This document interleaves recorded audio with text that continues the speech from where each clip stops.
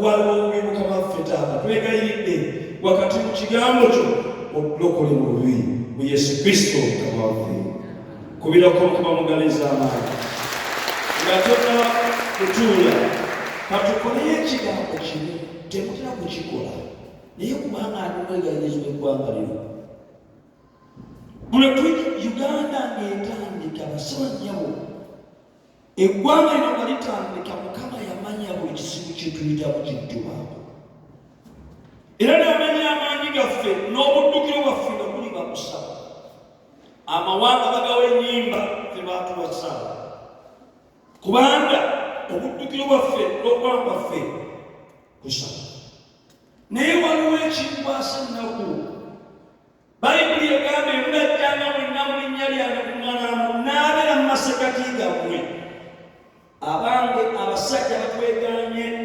n'abalala balindelinde n'abatukoze obubi n'abatatwagala batuuka ne musikula eggwanga naye mu maaso ga mukama waali tebalisikula asabye omubuulizi n'omwawule mbasaba bugendaga nga tukuŋŋanye mu maaso ga Katonda mu maaso ga olutaleero tusikule essala yaffe lw'eggwanga lyaffe mukama yeebazibwe waakiri ne bwesibulira netukolaki netukola ekyo tujja kuba basanyufu tujja kuwangula tujja kubiyitamu nyala Yesu Kristo mukama waffe kandi bisegwala mu maaso ga mukama nja kubeera kanfale n'obwebyoka byaŋŋamba nange nangawe ndyolyawo naabituusa naye nga nsabye n'eggwanga lyange Uganda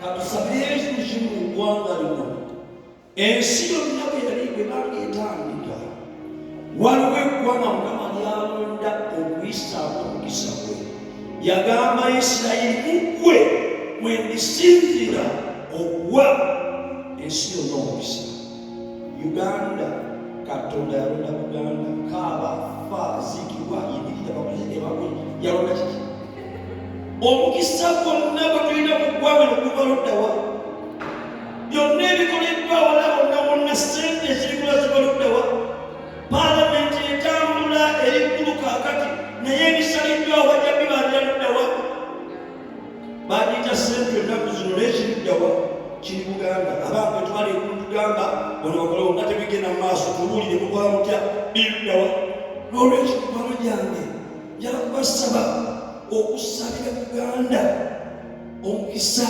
n'emirembe bw'osaba Omuganda akula ebyambyone bwenenye bwenenya mukama n'abakuba Baganda n'abepokota ajja kubakuba kijja kubatuulamu amiina Katonda omulungi ow'ekisa otubeere mukama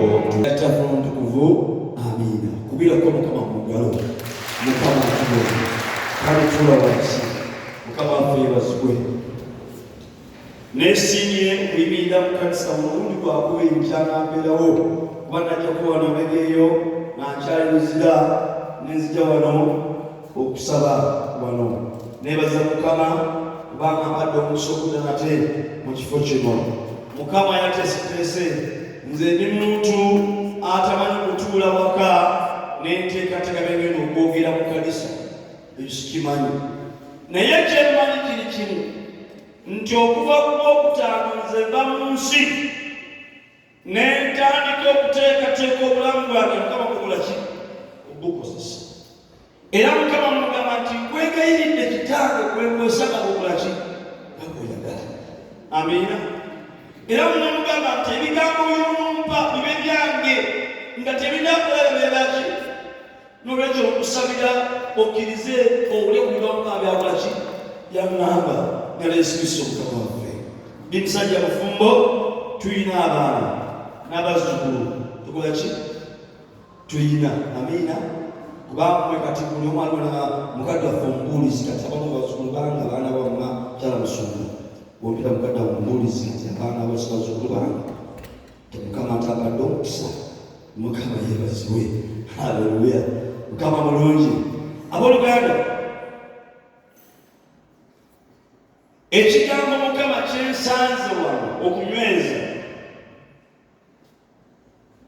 omwawula agenza okyogera nga kiri wadda mu bulamu bwange, wansi mu bulamu bwange, wansi mu musomo byange era abakuluma kwange, bw'otunuulira ebigenda mu maaso mu nsi yonna naddala mu ggwanga lya Uganda olwaleero, bw'otunuulira abaana, bw'otunuulira abakyala, bw'otunuulira abasajja, olaba abavubuka, abato n'abakulu, bw'olaba abantu bonna, bw'ogenda ku mirimu egy'enjawulo, bw'ogenda mu birowoozo by'abantu, okuteesa kw'abantu, byonna bijjudde obuki obubi.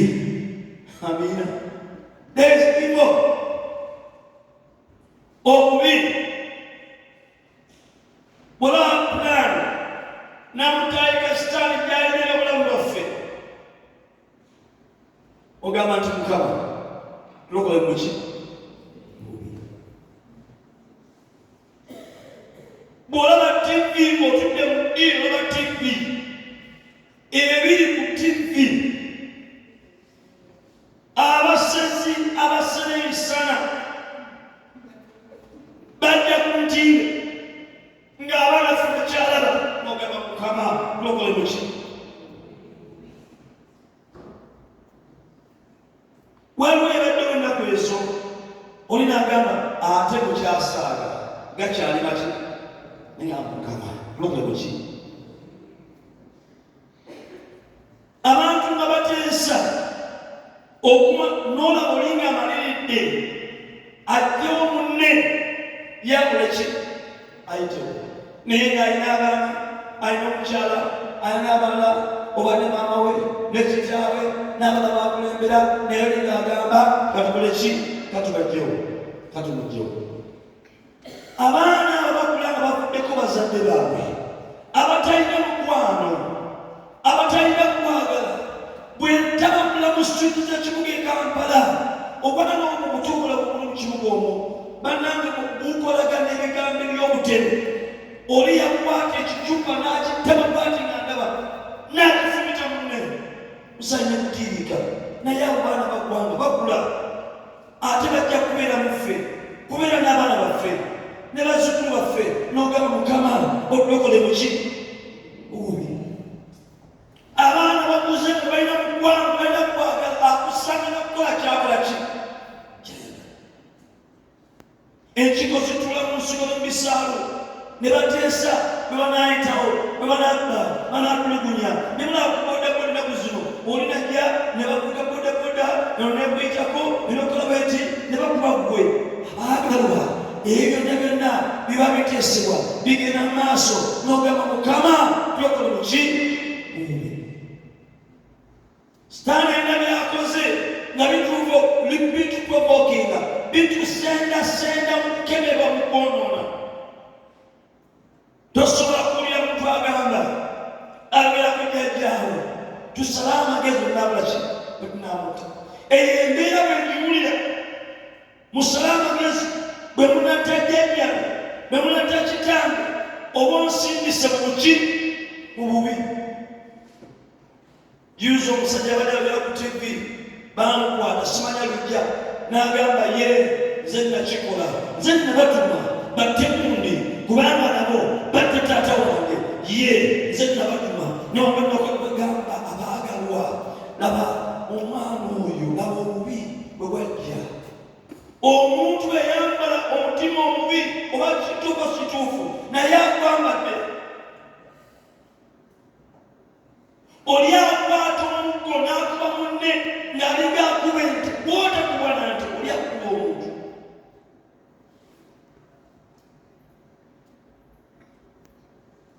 Nalabye abaana abogereza byatiisiza, byakubateeka mu kifaananyi, essaala ebeere ki? Real. Kati kubya pray ebeere essaala y'okunobeera, ogamba Mukama okole buki? Mwana mwenzi agambye ate netubatya, tetukola ki? Tetubatya munanga mutuyigiriza, mutukola ki? Bano aboogera bino beevaako dda, bakola ki? Baavaako ki? Baavaako. Amiina. Bakola ki? bw'owulira mulowooza kufaananga gatyo onagamba naye gundi ggwe naawe gundi ggwe ogamba mukama gwogule muki era nina ennaku ennuma ekkanisa olukugulawo tujja kuba n'okusaba n'otuuka mu kusaba nga kulimu abantu abatamanyira bikolebwa ki bwe bitambula wamanyi bwe bitambula nga balika bakoze ki abawumudde era okusaba okwo batakwita kwaki naye gyalakuza eno ogambe nti mukama lokola twokole muki nsaba katonda akole muki kulaba ekkanisa gyeri n'otumira abambule n'otumira abamulizi basaba mikoni n'abalabirizi n'ogamba mukama lokole muki ebyali ebiwere ng'otaga mu mukama lokole muki n'ebiri munamirembe n'ebiri wano byotamanyi ebitebikula ababimanyi ng'ogamba ti mukama tulokole muki lokole bubi lowooza buli omwali mu kifo kino olina kyotunuulira n'ogamba mukama nti taata nkwegalirira lokole muki mububi dawudi yayimirira maaso ga mukama amalabye obubiri ye bwe yayita ensozi amiina obubi obuli mu maaso gaffe mu bulamu bwaffe zensozi dawudi zagamba nayimusa amaaso gange eri ensozi okubeera kwange ne kuva eri mukama yakolagoleki oyagakirigeyo kokikusagaasagana aleluya oyo akuma isirayiri atagongoota era akuwonya muki mububi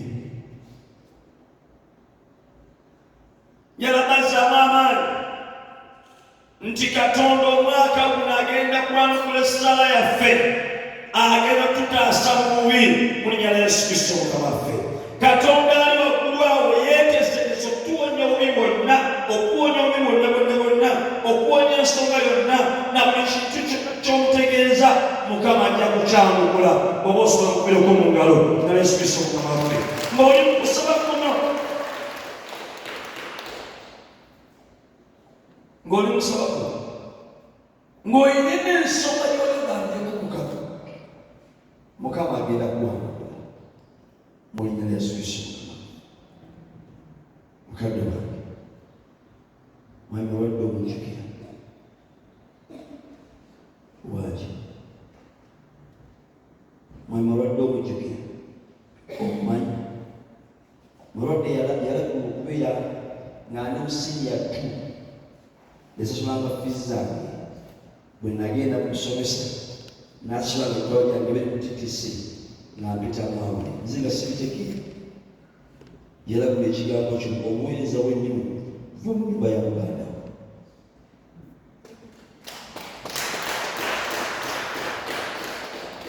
era ekyatwalanga ewakubannanga yanyala nemupikiri mu Bible class nga tuyimba ng'atukuŋŋaanya neebaza katonda olw'abasajja mmwe mu linnya lya Yesu Kristo mukama oyo mulanyire neesanyuka nenaabalaba muzeyi Stefano mukama yebaziwe haleluya kale nemikono nyange nyakutegeeza nti omwaka guno katonda agenda kwanukula essala yaffe katonda agenda kutuwonya obubi bwonna sitaani bwateeseteese eri amaka gaffe eri abaana baffe eri emirimu gyaffe eri bazzukulu baffe amiina naye ekyanakikola tutya fe okugamba obugambi nti mukama tuwonye obubi tulokole obubi tekimala yatuwa ekyokukola omwaka guno bwe yalaba obubi nga bweyiridde n'abantu bali mu kusaba bagamba mukama tuwonye obubi n'abagamba kambawe ekigambo kyemunaayimiriramu ndyoke mbawonya obubi nyamukula essala zammwe mwe kwe kutegeera buli omu mu kifo kyalimu emyaka gy'olina omulimu gw'okukola oba obeera luddewa oba osobola luddewa ku ssomero gy'obeera kwe kutegeera nti katonda eyakuyita okubeera mu kifo ekyo haleluya yakulonda obeera omuyinziri yakulonda obeera omubuulizi yakulonda obeera mwambitulime obeere gwali w'omukyalo ono ye yakulonda. It was not by your strength, not by your handsomeness. No, naye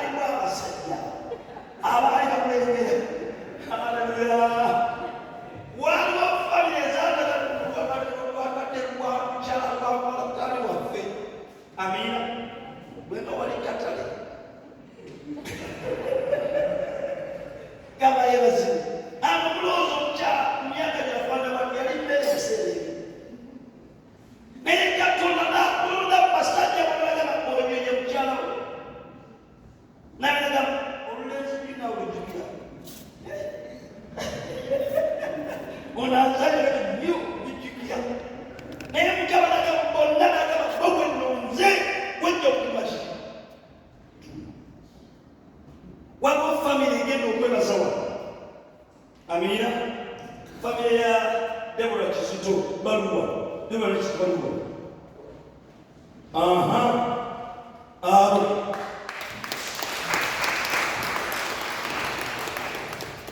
Katonda n'atuwa omukisa okutwandikula omwaka omukule wansi.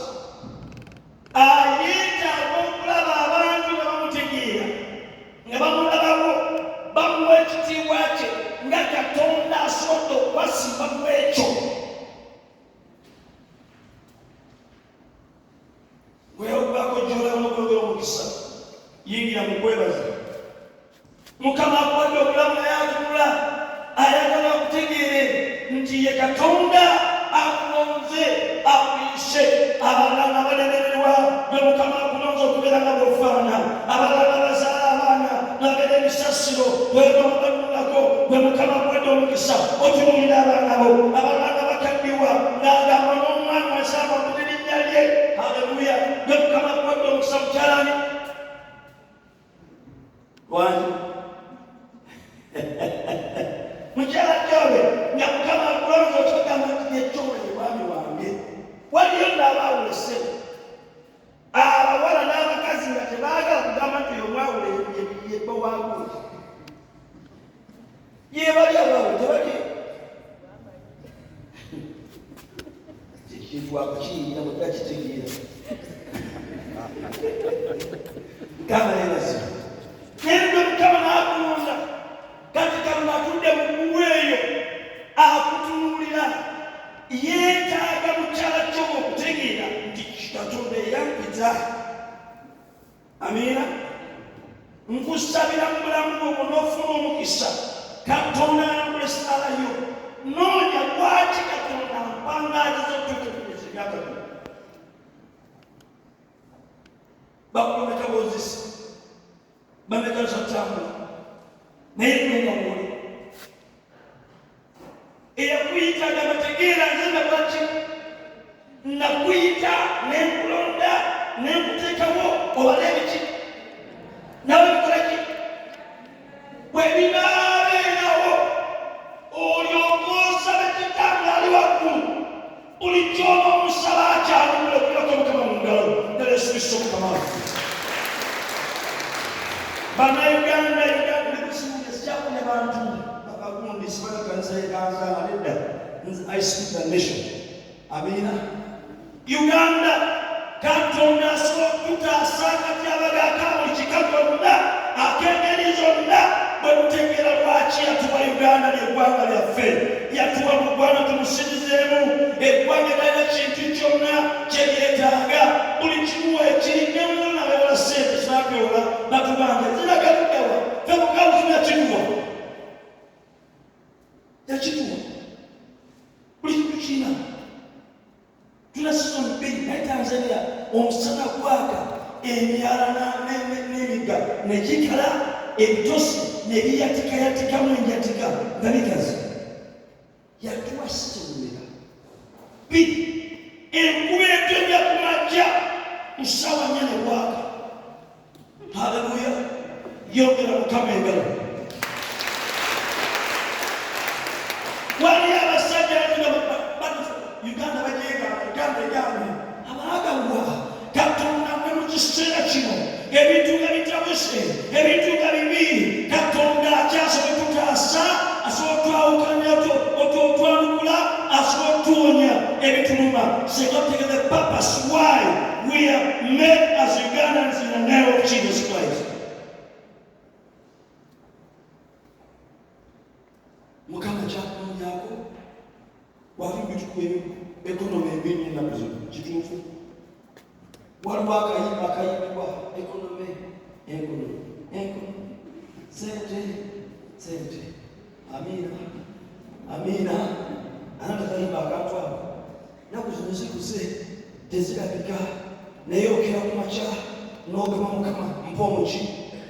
Katonda yajja kuwa omukisa era ajja kukwanukula naye kyetaaga kumutegeera nti yakulonda yeyakuteekawo n'akutuuka mu bulamu bw'oweereza ng'oli makaago ng'onoofuna okweyongerayo ng'onoofuna omukisa, tegeera oyo omusajja okufumbirwa Mukama yakulonda. Amina. Tofumbira musajja oyo, ntegedde kyolulimi lwe manyi, tofumbira kyobe. Mukama yakolaki? Yakulonda kufumbira Mukama. Haleluya. Mukama yebazibwe. Abasajja temukumu bakyala abo mukumaani, kubanga yagamba katutonda omuntu mu kifaananyi kyaffe, mu kifaananyi kya Katonda. Oyo omukazi betondera, oyo omusajja betondera, ababama batondera. Buli lw'ovaayo n'okola ekintu eri omuntu oyo, bwe kiba kirungi okoze Katonda obulungi, bwe kiba kibi Mukama okoze obuki obubi.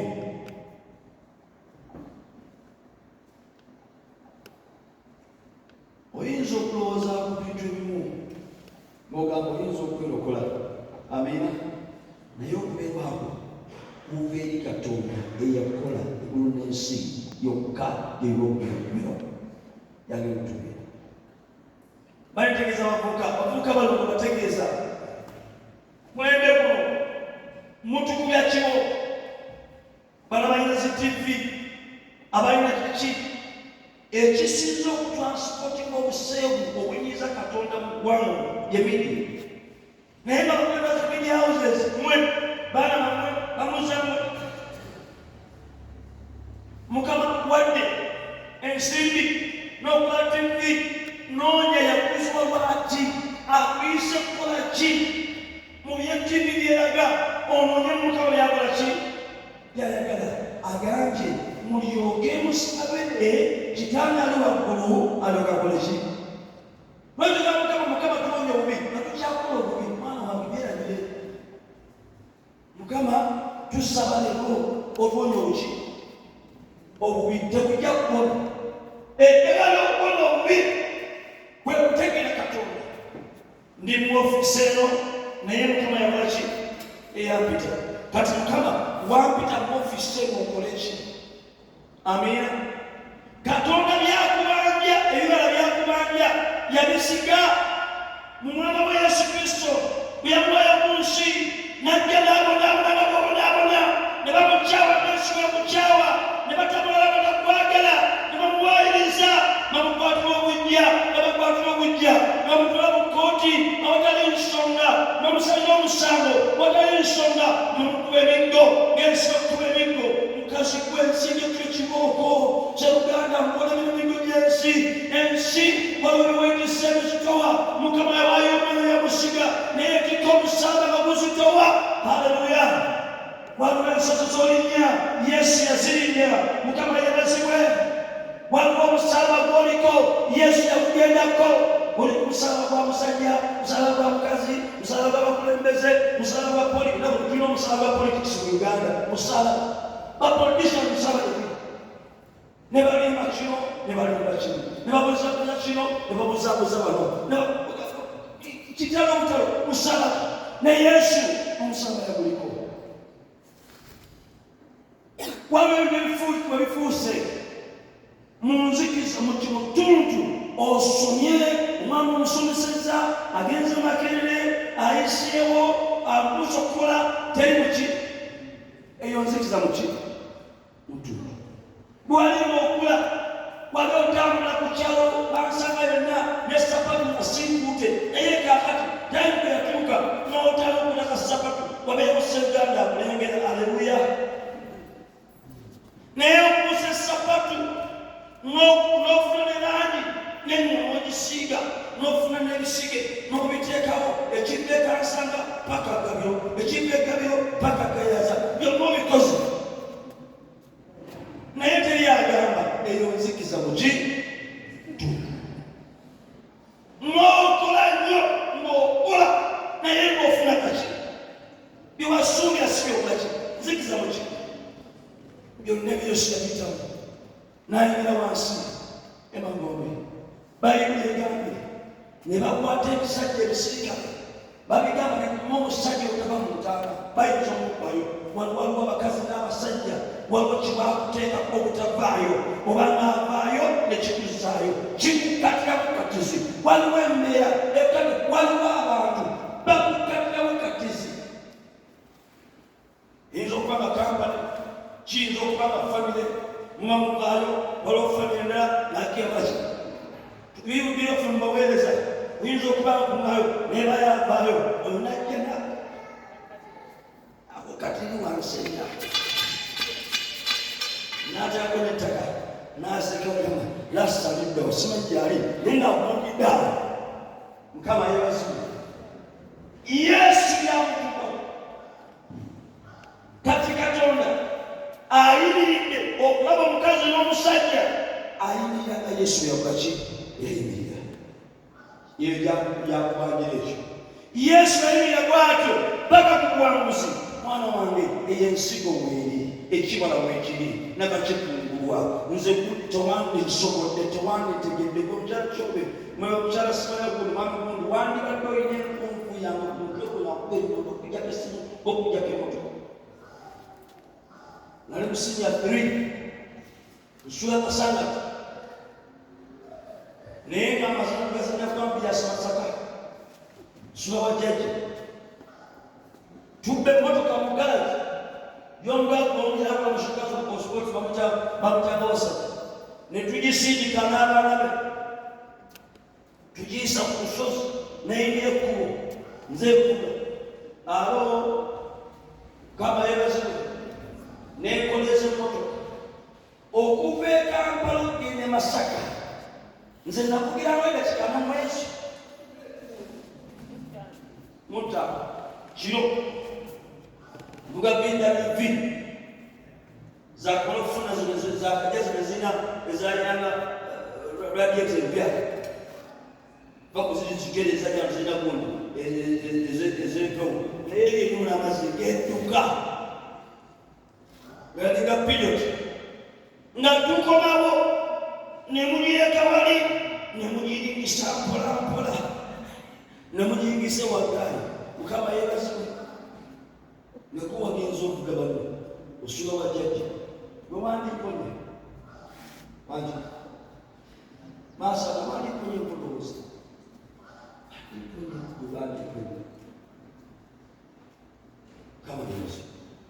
Mukama yeebazibwe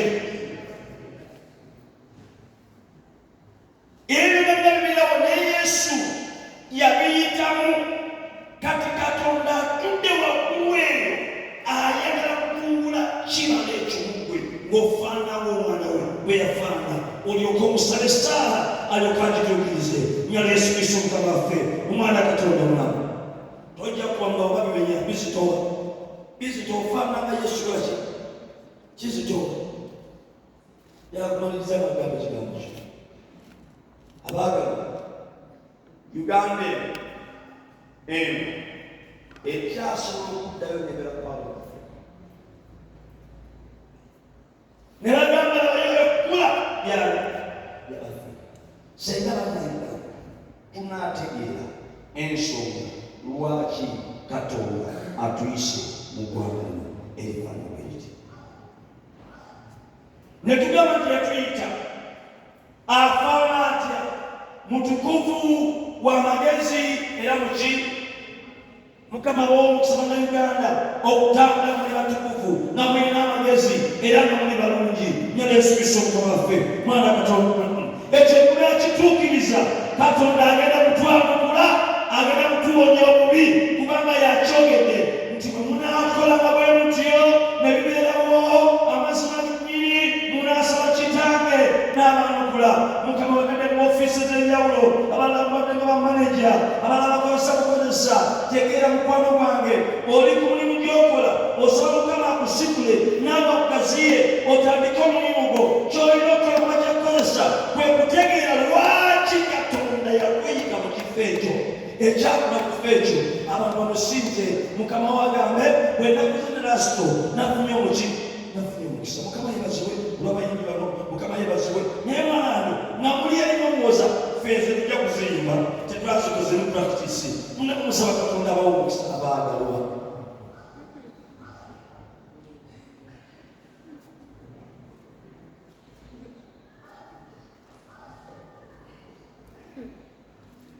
Mukama nakuwa olususu olulungi mulamula Mukama yakuwa olususu Mukama yakuwa figa bw'ogulina buutu yeeyo bw'otunula pirali yeyo bw'otunula winisitiri bw'otunula amataala gamamayitirivu nnyo bw'otunula amannyo amanyala gulimu aleluya naye yakabi amina bw'olaba yagoloko yayikiridde naye genda mudaliwalo onofuna omukisa omutyana mumulizi naye lwaki ebikazi ebibi bifumbirwa babawala balungi ne batulekawo abaagambwa ebiwala ebibi bitegeera Katonda nebibagayagala n'aliwo omukisa nebifumbirwa ne babitwala tokibeera mu kwetobaza naawe musabira ddayo olunaku mumirayo ogitunuulire olaba olwala lwo olaba ekigere kyo olaba akabina ko olaba enfeesi yo olaba wefaana ogambe bino byonna Mukama yabiyimba lwakungulumiza mwana wange oyesa obulamu bwo fiingayo ennungi nga banayinola ne waliyo abakazi b'osanga n'abasajja ng'okunya obulamu bwe ne weevuma lwaki omusanze waliwo gw'obunga n'oswala nogwokoze ki bw'oswala naye Katonda yakola mu kifaananyi ki ekitisanza kimusanyusa Yusufu kyeyava agamba okuddibwa kwa Yusufu n'okubabeteekateekera Mukama nabyokweyunge ku Yusufu yagamba yatunula mukazi wa Potifari ng'aleese akamonde ku mmeeza ku sowaani ya Potifari mu kawowo ka Potifari kali ako n'agamba senga abadde nze ng'akamonde kano kange gundi kanvaalidde n'anniwulidde ntya n'agamba kinyiiza ndi mu kifaananyi kya Katonda bwe mbanga nyiiga ne Katonda akolaki n'agamba nyiiza atya okusobya n'okwonna kwoyo n'aligaana n'ayimirayo teyafaayo kyamubeerako n'afaana Yesu amukweniko lw'amazima n'ayingira mu kkomera beyingira mu kkomera yali agenda ku kisajja ky'amalooje aleluya Mukama yeebazibwe n'ayingira mu kkomera abaali mu kkomera baasi emitwala mu magenda ge yamusangaawo paka lwakatikkiro kubira Mukama muwakodesibwa atumanyiddembe n'olwekikubanyanga Sabbatonda kuwa omukisa ekigambo kigambe Mukama olina obulamu ki tetwagala tusabe ssala mugende egambe kola mugambe mukanisa ya Anglikani temuli kugisa temuli mwoyo era nebasaba tebikola bigenda kukola nyala Yesu Kristo Mukama waffe ekibikozesa mukola Mukama kyakola ki Mukama olina mubi tulina ki n'agamba nja kwanukula njagala obulamu naye osekutegeera tizanakola ki zinabayita ddala kikabiri mukyala kizo ne famire Katonda agenda kuba omukisa kubanga kino kyemukoze Katonda kyayagala kumutegeera nti yakoze ki muze okuyimira mu kabonero akalaga nti Katonda mumutegedde yabadde otuuka luddawa otuuka awo kamba muleko ekyama okwebaza yeroole eyeetikka omukisa gwa Mukama gwakuwadde okujja ku nkondo eno okutuusa ku nkondo eno amiina buli lweweebaza osudde omukisa okujja bwe gubadde n'okuteeka waliwo okwagala wala aleluya neebaza bonna bakulembeza ekkanisa yaffe abagamba nti buli mwezi bajja kubeerawo ng'okwebaza ng'abayagaliza abantu okuba n'omukisa n'okutambuza omukisa omwezi gwaweddeko Mukama ng'amukuumye njagala okunkuuma ojja ne weebaza n'ayongera okolaki bw'oleeka ojja kusoma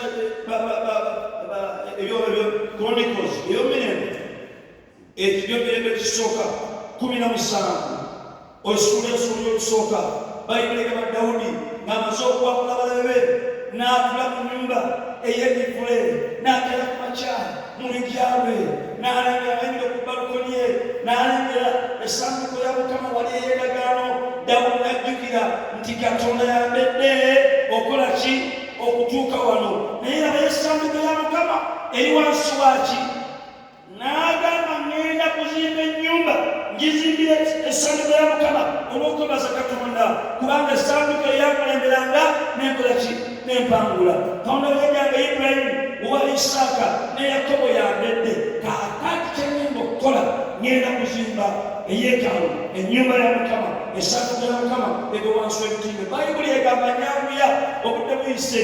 Bayibuli egamba nti Dawudi aba yabasa ekiro, Mukama n'akka wansi n'agenda ewa nnabbi Nathanayi n'amugamba nti genda ogambe Dawudi omuddu wange nti tanzimbira nnyumba. Haleluya!